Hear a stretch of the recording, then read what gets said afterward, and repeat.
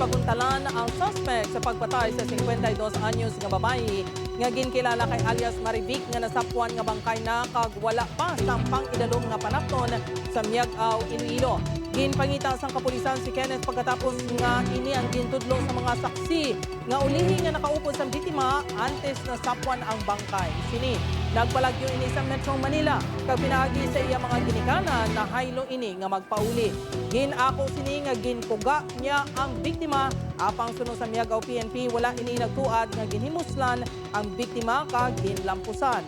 Madumduman nga santo sa report na patay ang biktima tuga sa ang paglampos kag may patimaan nga ginhimuslan ini.